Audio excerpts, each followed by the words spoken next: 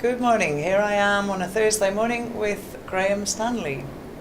Good morning, Fiona. Hiya. How are you? Fine, thank you. Do you want to tell us something about yourself? Sure. I'm currently country director for the British Council in Uruguay, based in Montevideo, where our main project is Plan Ceibal English Primary project, which is teaching English to last count about 80,000 students via video conferencing across the country. And working well? Working very well. We're very happy about it. Good. And what's your relationship with IATEFL? How far back do you go with IATEFL? Let me think. This is the first conference I've been to in 5 years, actually, since I moved to Uruguay. Right. So I haven't been able to come back because our start of term is in March, April. Yeah, of course. But this year I was able to escape, and also because we're presenting about the project here. Right. But before that, I was at the every year I came for 7 years. I think back in, I'm not sure if it was Harrogate, my first experience. Yeah, and then I became involved with the Learning Technologies SIG. Yes. So I was coordinator of that for a while, and right. Yeah.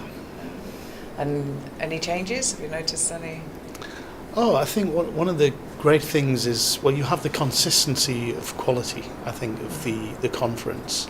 But I think what I like about it is that every year there's obviously a period of reflection on what went well, what didn't go so well. I know that the people of IATEFL work very hard looking at getting things right and getting things running smooth, and so there are always sort of changes that you notice, but always for the better.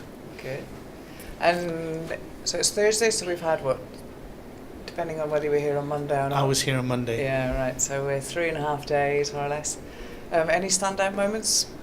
Or many standout moments? Yes. I think what I really enjoyed about I went to the Learning Technologies SIG PCE on Monday, which I thought was very interesting, very thought-provoking, all about virtual reality and augmented reality. All right, okay.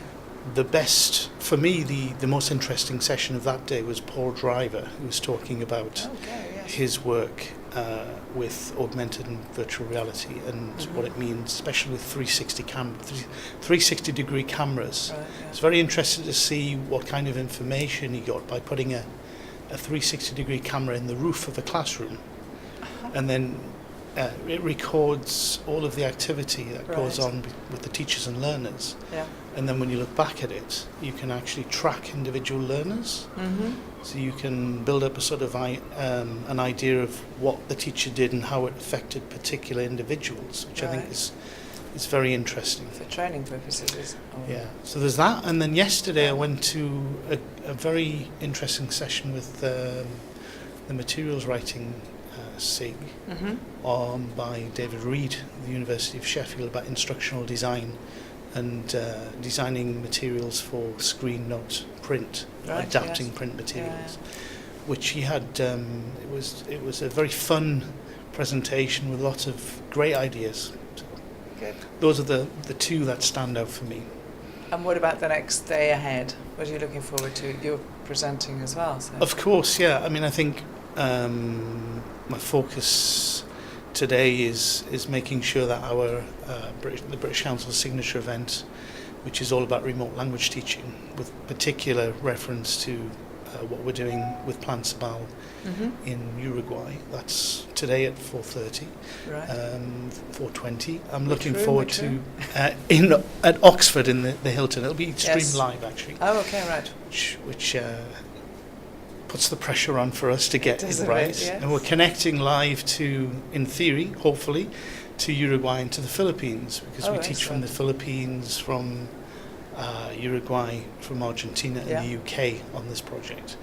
So we're trying to give the audience a flavour of different aspects of the project, lessons learned, and then really it's a preview of a British Council publication that we're going to be we're preparing to get ready for publication in July, which is all about what we've learned in the last 5 years different aspects of remote language teaching, case studies, etc.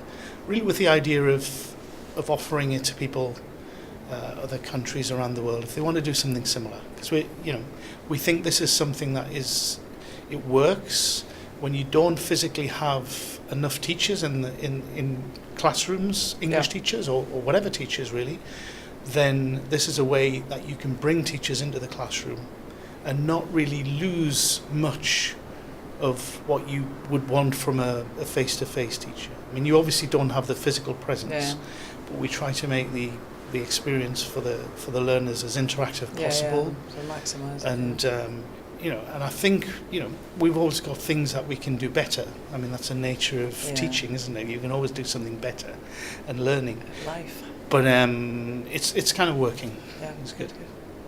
So and next year back again? Well, I would like to think so, but you never can tell. We'll see. Well, it's great to see you. And you, Fiona. Thank you for being here. So that's it.